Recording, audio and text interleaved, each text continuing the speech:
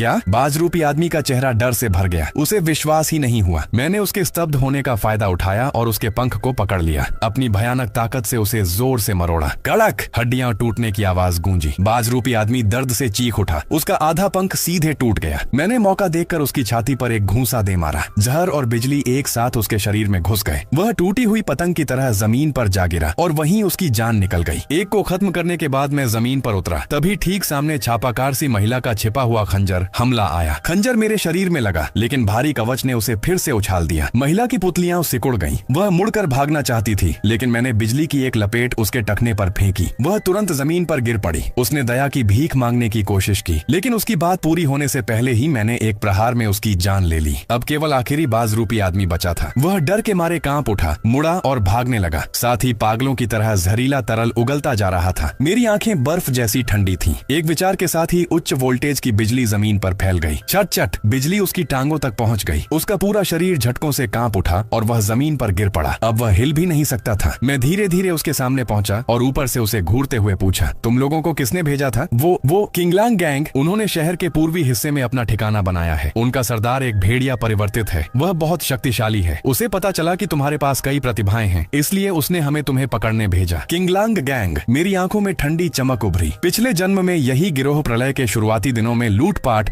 हत्या और अत्याचार करता था। मेरा एक मित्र भी इन्हीं के हाथों मारा गया था। मुझे उम्मीद नहीं थी कि इस जन्म में वे खुद मेरे दरवाजे पर आ जाएंगे। मैंने नीचे पड़े शवों की ओर देखा। उनके पास से दर्जनों पशु कोर समेटे और पूर्वी नगर की ओर बढ़ने लगा। अभी मैंने 2 कदम ही बढ़ाए थे कि पीछे से उस लड़की की कमजोर आवाज सुनाई दी। किंगलांग गैंग ने पूर्वी नगर के सबसे बड़े थोक बाजार पर कब्जा कर रखा है। वहाँ कम से कम कई दर्जन खूंखार लोग हैं। अगर तुम अकेले जाओगे तो सचमुच मर जाओगे। मैंने कदम नहीं रोके, बस आधा चेहरा मोड़कर कहा, अगर वे पूर्वी नगर में हैं तो वे पहले से ही मरे हुए हैं। इतना कहकर मैंने अपना विशाल हथौड़ा कसकर पकड़ लिया। मेरा शरीर ठंडी बिजली की तरह बैंगनी काले प्रलयकारी कोहरे में समा गया। पूर्वी नगर का कोहरा पुराने शहर से भी अधिक घना था। खून, पसीने और बारूद की गंध हवा में घुली हुई थी और चेहरे से चिपक रही थी। जैसे जैसे मैं किंगलांग गैंग के ठिकाने के पास पहुंचा, दर्दनाक चीखें और हिंसक गर्जनाएं और भी स्पष्ट होती गईं। 100 मीटर दूर पहुंचकर मैं रुक गया। उल्लू की रात्रि दृष्टि पूरी तरह सक्रिय हो गई। मेरी ठंडी नजरें कोहरे को चीरती हुई अनाज और तेल के थोक बाजार तक पहुंच गईं। लोहे के बड़े दरवाजे वेल्ड करके बंद किए गए थे। दीवारों पर टूटे हुए कांच और लोहे की छड़ें लगी हुई थी। दीवारों के ऊपर स्टील पाइप और बड़ी छुरियां पकड़े परिवर्तित लोग खड़े थे। उनकी आंखें पागल कुत्तों जैसी खूंखार थीं। आगे पीछे 3 चौकियां थीं, 3 छिपे हुए क्रॉसबो, 8 गश्ती परिवर्तित योद्धा और सबसे अंदर वाले गोदाम में समुद्री तूफान जैसी भयानक आभा मौजूद थी। किंगलांग गैंग का सरदार काला भेड़िया परिवर्तित। पिछले जन्म में उसने मनुष्यों और दैत्य जीवों का मांस खाकर अपनी शक्ति बढ़ाई थी। उसके हाथ सैकड़ों लोगों के खून से रंगे थे। इस जन्म में उसने खुद मुझे चुनौती देने की हिम्मत की। रुको, कौन हो तुम? मैंने शांत स्वर में कहा। तुम्हारे सरदार का अंतिम संस्कार करने आया हूँ। हुआ यूं लो, मौत ढूंढ रहा है। रक्षक गरजे और अपने भाले मेरी ओर फेंक दिए। मैं न हटा न डरा। लोहे के कीट कवच और मगरमच्छ जैसे दोहरे भारी कवच पूरी तरह सक्रिय थे। थाई भाला मेरी छाती से टकराया और तुरंत उछल गया। एक खरोंच तक नहीं आई। अगले ही पल मैं लोहे के दरवाजे तक पहुंच गया। मैंने एक हाथ से दरवाजे का फ्रेम पकड़ा और पूरी ताकत से खींचा। धड़ाम! मोटा लोहे का दरवाजा बीच से फट गया। स्टील की चादरें कागज की तरह मुड़ गईं। दीवार पर खड़े रक्षक भय से कांप उठे। वे अलार्म बजाने ही वाले थे कि मैंने हाथ झटका। उच्च वोल्टेज की बिजली दीवारों पर दौड़ गई। चट चट कई लोग झटकों से तड़पते हुए दीवार से नीचे गिर पड़े और बेहोश हो गए। कोई घुस आया है। वही राक्षस जिसने ब्लैक आर्मर भालू को मारा था। अलार्म की आवाज गूंज उठी। दोनों ओर से दर्जनों पशु परिवर्तित सदस्य हथियार लेकर मेरी ओर टूट पड़े। उसे मार डालो, उसकी प्रतिभाएं छीन लो। मेरी आंखें ठंडी थीं। मेरे पूरे शरीर में बिजली फट पड़ी। विशाल हथौड़ा घूम कर निकला। धड़ाम धड़ाम धड़ाम। सबसे आगे दौड़ रहे लोग एक ही वार में उड़ गए। हड्डियां टूटने की आवाज लगातार गूंजती रही। बिजली की प्रतिभा पूरी तरह सक्रिय थी। नीली बिजली मेरे केंद्र से चारों ओर फट पड़ी। 3 मीटर के दायरे में कोई भी जीवित नहीं बचा। जर हथौड़े पर चिपका हुआ था। जिसे छूता वह मर जाता। दोहरे कवच की रक्षा के सामने तलवारें केवल चिंगारियां निकाल पाती थीं। नाखूनों और दांतों के हमले मेरे लिए मामूली खुजली जैसे थे। मैं मानो निर्जन भूमि में चल रहा था। हर कदम पर कोई न कोई गिर रहा था। खून ने पूरी जमीन को लाल कर दिया। 3 मिनट भी नहीं बीते थे। कोने में लोहे की जंजीरों से बंधे दर्जनों जीवित बचे लोग कांपते हुए दुबके हुए थे। और ठीक बीचों बीच तेल के ड्रमों से बने सिंहासन पर 2 मीटर से भी ऊंचा एक विशाल काला भेड़िया परिवर्तित बैठा था। उसके पूरे शरीर पर काले भूरे बाल थे। चेहरा विकृत था। आंखें रक्त जैसी लाल थीं। मुंह के कोने से ताजा खून टपक रहा था। उसके चारों ओर की आभा इतनी हिंसक थी कि हवा तक विकृत हो रही थी। वह था किंगलांग गैंग का सरदार लैंगटू। लैंगटू ने अपने पंजों पर लगा खून चाटा और हंसते हुए कहा, बुरा नहीं, तुम सचमुच मेरे सामने तक पहुंच गए। कई प्रतिभाओं वाला शरीर निश्चित ही बेहद स्वादिष्ट होगा। यह कहकर उसने कोने में बैठे जीवित बचे लोगों की ओर देखा। उसकी आवाज और अधिक क्रूर हो गई। ये सब मेरे भोजन है, इन्हें निगल कर मैं और शक्तिशाली बन जाऊंगा। तुम आ गए हो तो अच्छा है, तुम्हें भी इनके साथ निगल जाऊंगा। वह अचानक उठ खड़ा हुआ। उसका शरीर काली परछाई की तरह मेरी ओर झपटा। भेड़िए के पंजे हवा को चीरते हुए सीधे मेरे सिर की ओर बढ़े। उसकी गति और शक्ति पहले वाले काले कवच भालू से कहीं अधिक थी। मेरी आंखें गंभीर हो गईं। सभी प्रतिभाएं एक साथ चरम सीमा तक सक्रिय हो गईं। रात्रि दृष्टि ने उसकी चाल को पकड़ लिया। श्रवण शक्ति ने उसके हमले का अनुमान लगा लिया। भयानक शक्ति मेरी दोनों भुजाओं में भर गई। भारी कवच पूरे शरीर पर फैल गया। भेड़िए के पंजे और मेरी बाहें टकराईं। खनन, धातु से धातु के टकराने जैसी आवाज गूंज उठी। चारों ओर बिखरे सामान हिल गए। मैं 2 कदम पीछे हटा और लैंग टू भी झटके से एक पल के लिए रुक गया। तुम मेरी एक पंजे की चोट रोक सके? उसकी पुतलियां सिकुड़ गईं। तुम्हारी रक्षा? उसके प्रतिक्रिया करने से पहले ही मैंने हमला कर दिया। मेरा विशाल हथौड़ा बिजली और जहर से लिपटा हुआ उसकी कमर की ओर झपटा। लैंग टू की प्रतिक्रिया बेहद तेज थी। वह एक ओर हट गया और उसी समय उसके पंजे मेरी गर्दन की ओर लपके। क्षण भर में हम दोनों भयंकर युद्ध में उलझ गए। पंजों की परछाइयां, हथौड़े की धार, बिजली और झर, सब कुछ इस छोटे से गोदाम के भीतर पागलों की तरह टकराने लगा। जैसे जैसे लड़ाई आगे बढ़ी, लैंग टू और भी उग्र होता गया, क्योंकि उसके पंजे मेरी रक्षा को भेद ही नहीं पा रहे थे। तुम आखिर किस तरह के राक्षस हो? वह पूरी तरह पागल हो गया। मुझे विश्वास नहीं कि मैं तुम्हें मार नहीं सकता। उसकी बात पूरी होते ही उसने अचानक अपना मुंह खोला। एक काली आघात तरंग बाहर निकली। जहां जहां वह गुजरी वहां की अलमारियां पिघल गईं और जमीन से धुआं उठने लगा। लेकिन अगले ही पल वह पूरी तरह स्तब्ध रह गया। उसका चेहरा अविश्वास से भर गया। यह कैसे संभव है? तुम अभी तक मरे क्यों नहीं? मैंने ठंडे स्वर में कहा। बहुत सी बातें हैं जो तुम नहीं जानते। बात खत्म होते ही मेरा शरीर अचानक आगे बढ़ा। एक झटके में मैं उसके सामने पहुंच गया। मेरे बाएं हाथ ने उसके भेड़िए वाले पंजे को पकड़ लिया। भयानक शक्ति से मैंने उसे मरोड़ा। कड़क! उसका पंजा सीधे टूट गया। दाएं हाथ में पकड़ा विशाल हथौड़ा मैंने ऊपर उठाया। अपनी सारी शक्ति, बिजली और जहर उसमें भर दिया। फिर पूरी ताकत से उसके सिर पर दे मारा। कचाक! उसकी खोपड़ी तुरंत ढस गई। काला खून फव्वारे की तरह बाहर निकल पड़ा। वह चीख भी नहीं सका। उसका विशाल शरीर जोरदार धमाके के साथ जमीन पर गिर पड़ा। 2 बार झटका खाने के बाद वह पूरी तरह मर गया। जंजीरों से बंधे सभी बचे हुए लोग आंखें फाड़े यह दृश्य देख रहे थे। उनके चेहरों पर अविश्वास साफ दिखाई दे रहा था। मैं झुका और भेड़िए के सिर के भीतर से कोयले जैसी काली एक पशु कोर निकाली। उसे बाकी पशु कोरों के साथ अपनी जेब में रख लिया। फिर मैं कोने में कांप रहे लोगों की ओर मुड़ा। मैंने हाथ बढ़ाकर अंगूठे जितनी मोटी लोहे की जंजीर पकड़ ली। हल्का सा बल लगाया। टन!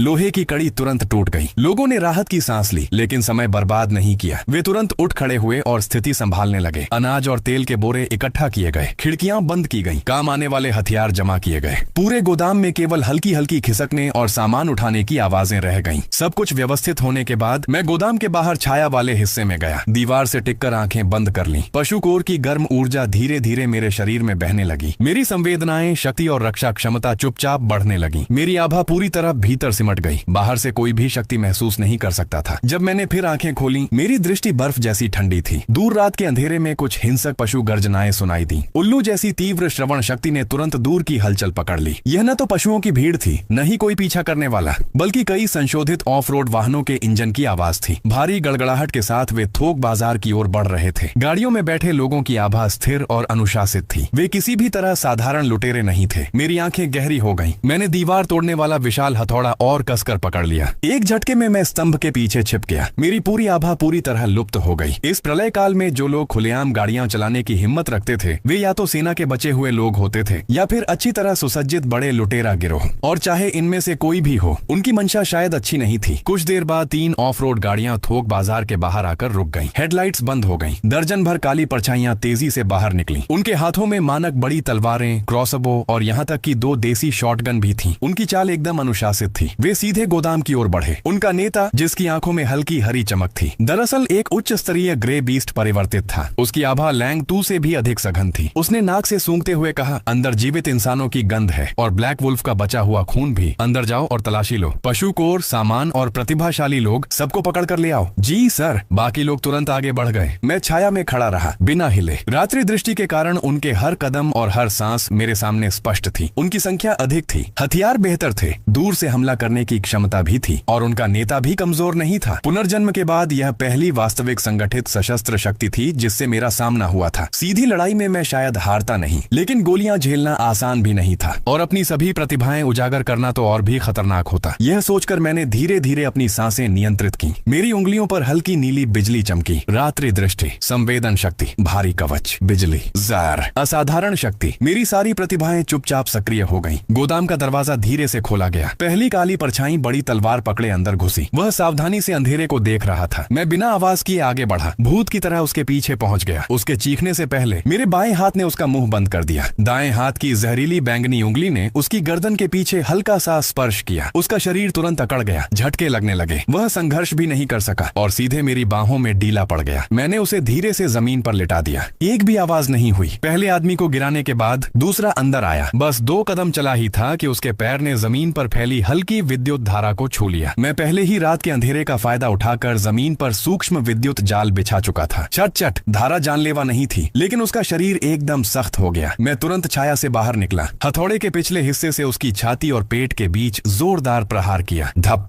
वह जमीन पर गिरा और बेहोश हो गया। 2 बेकार लोग, इतनी देर क्यों लगा रहे हो? बाहर से एक भारी आवाज आई। तीसरा सदस्य क्रॉसबो लेकर तेजी से अंदर घुसा। जैसे ही उसने निशाना साधा, उल्लू जैसी रात्रि दृष्टि ने उसकी हर हरकत पकड़ ली। मैं एक और हट गया। तीर मेरे पास से निकल गया। मैं तुरंत उसके पास पहुंच गया। एक हाथ से क्रॉसबो पकड़कर ऊपर उछाल दिया। अगले ही पल बिजली क्रॉसबो के माध्यम से उसके शरीर में दौड़ गई। उसका शरीर सुन्न पड़ गया। हथियार हाथ से छूट गया और वह भी गिर पड़ा। लगातार 3 लोगों को बिना आवाज किए काबू करने के बाद बाहर खड़ा ग्रे हाउंड नेता आखिरकार सतर्क हो गया। 3 लोग अंदर गए, लेकिन कोई आवाज क्यों नहीं आई? उसने तुरंत हाथ से संकेत किया। 4 लोगों को युद्ध संरचना में आगे बढ़ने का आदेश दिया। वह स्वयं देसी शॉटगन लेकर दरवाजे के पास खड़ा हो गया। उसकी आंखें पूरी तरह सतर्क थीं। 4 लोग गोदाम में घुसकर अलग अलग दिशाओं से घेरने लगे। उसी क्षण मैंने छिपना बंद कर दिया। मेरा शरीर अचानक मेज के पीछे से निकल पड़ा। असाधारण शक्ति मेरी बाहों में भर गई। विशाल हथौड़ा हवा चीरता हुआ घूम गया। धड़ाम। सबसे बाएं खड़ा व्यक्ति सीधे उड़ गया। बाकी 3 लोग चीख उठे। उन्होंने तलवारें घुमाई और मेरी ओर झपटे। मैं न हटा, न पीछे गया। लोहे के कीट और मगरमच्छ के दोहरे कवच पूरी तरह सक्रिय हो गए। तलवारें मेरे कंधे पर लगीं। बस चिंगारियां निकली, एक खरोंच तक नहीं आई। क्या? तीनों के चेहरे डर से भर गए। मैंने पलटकर एक हथौड़े से एक को गिरा दिया। उंगलियों से बिजली की चिंगारियां निकली। तीसरे व्यक्ति की छाती पर लगीं और उसे लकवाग्रस्त कर दिया। आखिर आदमी का डर से बुरा हाल हो गया। वह मुड़कर भागने लगा। मैंने जमीन पर जोर से कदम रखा। क्षण भर में उसके पीछे पहुंच गया। एक हाथ की धार उसके गले के पीछे मारी। वह तुरंत बेहोश होकर गिर पड़ा। सिर्फ 10 सेकंड में गोदाम में घुसे सभी लोग परास्त हो चुके थे। गोदाम में घुसे 7 लोगों को मैंने न्यूनतम शक्ति खर्च करते हुए और अपनी क्षमता को सबसे कम उजागर करते हुए खत्म कर दिया। दरवाजे पर खड़े ग्रे हाउंड सरदार का चेहरा पूरी तरह बदल गया। उसे आखिरकार समझ आ गया कि अंदर कोई वध के लिए इंतजार करती भेड़ नहीं, बल्कि अंधेरी रात में छिपा एक खूंखार शिकारी मौजूद है। अंदर वाला आदमी बाहर निकल। सरदार ने शॉटगन कसकर पकड़ते हुए गरज कर कहा। मुझे पता है कि तुम बहुत ताकतवर हो, लेकिन क्या तुम गोलियां भी झेल सकते हो? सारा सामान और सभी पशु कोर सौंप दो, मैं तुम्हें पूरा शव छोड़ दूंगा। मैं धीरे धीरे गोदाम के दरवाजे तक पहुंचा। एक हाथ में विशाल हथौड़ा था। मेरे चारों ओर की आभा बर्फ जैसी ठंडी थी। रात के अंधेरे में हम दोनों दूर से एक दूसरे को घूर रहे थे। बाहर अभी भी लगभग 10 लोग मौजूद थे। 2 शॉटगन, 3 क्रॉसबो और उनका सरदार भी कमजोर नहीं था। अगर मैं सीधे हमला करता तो गोलियां लगना तय था, और यदि उन्हें झेलता तो घायल होना भी निश्चित था। यह सोचते ही मेरी आंखें ठंडी हो गईं। मेरे मन में पहले ही एक योजना बन चुकी थी। पशु कोर चाहिए? मैंने शांत लेकिन उकसाने वाले स्वर में कहा। तो खुद आकर ले लो। सरदार गुस्से में हंस पड़ा। मौत को बुला रहे हो? उसने हाथ हिलाकर अपने आदमियों को चारों ओर से घेरने का आदेश दिया। खुद शॉटगन ताने हुए धीरे धीरे गोदाम के दरवाजे की ओर बढ़ा। बंदूक की नली सीधे मेरी छाती पर टिकी हुई थी। मैं दरवाजे के भीतर की छाया में खड़ा रहा, बिल्कुल स्थिर। उल्लू जैसी रात्रि दृष्टि पूरी तरह सक्रिय थी। उसके हर कदम का स्थान मेरी नजरों में था। मेरी श्रवण शक्ति उसकी उंगली द्वारा ट्रिगर दबाने की सूक्ष्म आवाज तक सुन रही थी। बिजली, जार, असाधारण शक्ति, भारी कवच, सब कुछ तैयार था। 3 कदम, 2 कदम, 1 कदम। सरदार दरवाजे तक पहुंच गया। वह मुस्कुराया और ट्रिगर दबा दिया। अलविदा। गोलियां चलने से ठीक पहले मैं हरकत में आया। मैंने सीधा सामना नहीं किया, बल्कि दरवाजे के फ्रेम के सहारे शरीर मोड़ लिया। उसी समय मैंने जमीन पर जोर से पैर मारा और पहले से तैयार की हुई विद्युत धारा उसके आगे बढ़ने वाले रास्ते पर छोड़ दी। शॉटगन की गोलियां मेरे कंधे को छूती हुई निकल गईं। वे पीछे रखी अलमारी से टकराईं। सरदार की पुतलियां सिकुड़ गईं। वह दोबारा गोली भर पाता उससे पहले ही उसके पैरों में अचानक सुन्नता फैल गई। बिजली। उसी एक क्षण का फायदा उठाकर मैं तीर की तरह बाहर निकला। हथौड़ा ऊपर उठा, लेकिन मैंने उसके सिर पर वार नहीं किया, बल्कि उसकी बंदूक पकड़ने वाली दाहिनी भुजा पर पूरी ताकत से दे मारा। कड़क। हड्डियां टूटने की भयावह आवाज गूंज उठी। शॉटगन हाथ से छूटकर जमीन पर गिर गई। अगले ही पल सरदार दर्द से गरजा। ग्रे हाउंड रूपांतरण के नुकीले पंजे बाहर निकले। वह सीधे मेरे गले की ओर झपटा। मैं न हटा, न पीछे गया। मेरे कंधे पर मौजूद भारी कवच ने उसके पंजे का वार रोक लिया। थाई। उसके पंजे उछल गए, बल्कि वह स्वयं आधा कदम पीछे हट गया। असंभव। उसके चेहरे पर अविश्वास छा गया। मेरी आंखें बर्फ जैसी ठंडी थीं। मैंने कोई जवाब नहीं दिया। सीधे हथौड़ा उसकी छाती पर दे मारा। धड़ाम। वह हवा में उड़ गया, जोर से जमीन पर गिरा और बेहोश हो गया। बाकी लोग भय से कांप उठे। अब उनमें आगे आने की हिम्मत नहीं बची बची थी। वे मुड़े और भागने लगे। मेरी आंखें ठंडी हो गईं। मैं धीरे धीरे उनके पीछे बढ़ा। उन्हें छोड़ देने का मेरा कोई इरादा नहीं था, क्योंकि इस प्रलय में भागे हुए दुश्मन को छोड़ देना अपने लिए भविष्य का खतरा छोड़ने जैसा था। लेकिन मैंने उनका पीछा नहीं किया। उल्लू जैसी तीव्र श्रवण शक्ति पहले ही उनके भागने के रास्तों को पकड़ चुकी थी। चाहे वे किसी गली में छिपे, दरवाजे बंद कर लें या सांस रोक लें, उनके बेकाबू दिल की धड़कनें मेरे लिए अंधेरे में जलती मशाल जैसी स्पष्ट थीं। मेरे मन के एक विचार के साथ 800 वोल्ट की विद्युत धारा जमीन पर फैल गई। ओस से भीगी कंक्रीट की सतह पर वह चुपचाप आगे बढ़ी। चट चट दबी हुई कराहों के साथ बिजली दौड़ी। सिर्फ 10 सेकंड में भागे हुए सभी लोग जमीन पर गिर पड़े। उनके शरीर झटकों से कांप रहे थे और वे पूरी तरह अक्षम हो चुके थे। मैं धीरे धीरे उनमें से एक के पास पहुंचा। 8 किलो वजनी दीवार तोड़ हथौड़ा उसके पास जमीन पर गिराया। धड़ाम। सीमेंट में एक छोटा गड्ढा बन गया। तुम्हें किसने भेजा था? मेरी आवाज बर्फ जैसी ठंडी थी। वह कांपते हुए बोला, ब्लैकस्टोन गैंग, हमारा सरदार जंग ब्याव है, एक जंगली सुअर रूपांतरित। हम मूल रूप से किंगलांग गैंग को लूटना चाहते थे, लेकिन आपने उनका अड्डा पहले ही खत्म कर दिया। उसने डरते हुए एक और खबर दी। अभी जो लोग भागे थे उन्होंने वॉकी टॉकी से मुख्य दल को बुला लिया है। मैंने उसकी ओर देखा। उंगलियों में हल्की शक्ति भर दी। जहरीली सुई जैसी ऊर्जा उसके गले के पीछे ढंस गई। उसका शरीर तुरंत अकड़ गया और फिर पूरी तरह शांत हो गया। इस प्रलय में दुश्मन पर दया करना अपने ऊपर क्रूरता करने जैसा था। 5 मिनट भी नहीं बीते थे कि दूर सड़क से इंजनों की गरज सुनाई दी। तेज हेडलाइट्स ने धुंध को चीर दिया। 3 शक्तिशाली ऑफ रोड वाहन सीधे गोदाम की ओर दौड़े। टायरों की चीखती आवाज हवा में गूंज उठी। दरवाजे एक साथ खुले। 20 से अधिक हथियारबंद लुटेरे बाहर निकल आए। सबसे आगे एक विशालकाय आदमी था, लगभग 2.5 मीटर लंबा, काले भूरे बालों से ढका हुआ। उसका आधा चेहरा जंगली सुअर में बदल चुका था। 2 विशाल दांत बाहर निकले हुए थे। उसके हाथ में खून से सना भारी दांव चाकू था। वह था ब्लैकस्टोन गैंग का सरदार जंग ब्याव। उसने पहले अपने गिरे हुए आदमियों को देखा, फिर अकेले खड़े मुझे देखा। पहले वह चौंका, फिर गुस्से से हंस पड़ा। मैं सोच रहा था कि आखिर किसने किंगलांग गैंग को खत्म किया। निकला तो एक ऐसा लड़का जिसके चेहरे पर अभी दाढ़ी भी नहीं आई। समझदारी दिखाओ, गोदाम छोड़ दो, सारे पशु कोर मुझे दे दो, मैं तुम्हारी पूरी लाश छोड़ दूंगा, वरना तुम्हें और अंदर छिपे लोगों को काटकर कुत्तों को खिला दूंगा। उसकी बात खत्म होते ही पीछे खड़े लुटेरे हंसने लगे। 3 शॉटगन एक साथ मेरी ओर तान दी गई। उनकी आंखों में लालच और उपेक्षा साफ दिखाई दे रही थी। मैंने कोई फालतू बात नहीं की, बस एक शब्द कहा, दफा हो जाओ। जंग ब्याव की मुस्कान तुरंत गायब हो गई। वह गरज उठा, मरना चाहता है। वह विशाल दांव चाकू घुमाते हुए मेरी ओर दौड़ा। जंगली सुअर की शक्ति पूरी तरह फूट पड़ी। उसके कदमों से कंक्रीट तक टूटने लगी। पीछे के लुटेरे भी झुंड बनाकर टूट पड़े। शॉटगन एक साथ दागी गई। स्टील के छर्रे हवा चीरते हुए मेरी ओर बरस पड़े। मेरी आंखें शांत थीं। उल्लू जैसी श्रवण शक्ति पहले ही उनकी दिशा का अनुमान लगा चुकी थी। मैंने जमीन पर जोर से कदम रखा और एक ओर हट गया। छर्रे मेरे पास से निकलकर पीछे की दीवार से टकराए। पत्थरों के टुकड़े चारों ओर बिखर गए। उसी समय लोहे के कीट और मगरमच्छ के दोहरे कवच पूरी क्षमता पर सक्रिय हो गए। मेरे शरीर पर गहरा चांदी जैसा कवच चमक उठा। सामने दौड़ते हुए जंग ब्याव को देखकर मैं न हटा न पीछे गया। मेरी 400 गुना शक्ति दोनों भुजाओं में भर गई। मैंने विशाल हथौड़ा ऊपर उठाया और पूरी ताकत से नीचे दे मारा। धड़ाम। धातु टकराने की भयानक आवाज ने सबके कान सुन्न कर दिए। जंग ब्याव को लगा जैसे पहाड़ उसके ऊपर टूट पड़ा हो। उसकी दोनों भुजाएं सुन्न हो गईं। हथेलियां फट गईं। खून बहने लगा। उसका भारी दांव चाकू हाथ से छूटकर उड़ गया। उसका चेहरा डर से भर गया, लेकिन वह प्रतिक्रिया करता उससे पहले ही मैंने पलटकर हथौड़ा उसकी कमर पर दे मारा। कड़क। हड्डियां टूटने की आवाज गूंज उठी। उसका विशाल शरीर कई मीटर दूर उड़ गया, सीधे एक ऑफ रोड वाहन से टकराया। विंडशील्ड तुरंत चकनाचूर हो गई। उसने मुंह भर खून उगला और वहीं मर गया। ब्लैकस्टोन गैंग के सरदार का एक ही वार में अंत हो गया। बाकी लुटेरे वहीं जड़ हो गए। उनका सारा घमंड भय में बदल चुका था। मैंने उन्हें प्रतिक्रिया का अवसर नहीं दिया। मेरे विचार के साथ 800 वोल्ट की उच्च वोल्टेज बिजली फट पड़ी। मेरे केंद्र से फैलती हुई वह घने विद्युत जाल में बदल गई। सबसे आगे दौड़ते कुछ लोग जैसे ही उसमें घुसे, उनके शरीर झटकों से कांपने लगे। वे सीधे जमीन पर गिर पड़े। पीछे छिपे 2 क्रॉसबोधारी जैसे ही तीर छोड़ने वाले थे। मैंने उन्हें तुरंत पहचान लिया। मैं हवा में उछला, तीर से बच गया और भूत की तरह उनके सामने पहुंच गया। जहरीली उंगलियां उनकी गर्दन के पीछे हल्के से छू गईं। दोनों बिना आवाज निकाले अकड़ कर गिर पड़े। बाकी लोग डर के मारे वाहनों की ओर भागे। मैं बिजली की गति से उनके पीछे पहुंचा। मेरा हथौड़ा लगातार घूमता रहा। धड़ाम धड़ाम धड़ाम। हर वार के साथ एक लुटेरा गिरता गया। 2 मिनट से भी कम समय में 20 से अधिक पूरी तरह सशस्त्र ब्लैकस्टोन गैंग के सदस्य पूरी तरह नष्ट हो चुके थे। कोई भी जीवित नहीं बचा। लेकिन तभी दूर आसमान से अचानक हेलीकॉप्टरों की गड़गड़ाहट सुनाई दी। मैंने तुरंत सिर उठाया। 3 सैन्य हरे रंग के सशस्त्र हेलीकॉप्टर कस्बे की ओर उड़ते हुए आ रहे थे। उन पर बना लाल चिन्ह मैं अपने पिछले जन्म की मृत्यु तक नहीं भूल पाया था।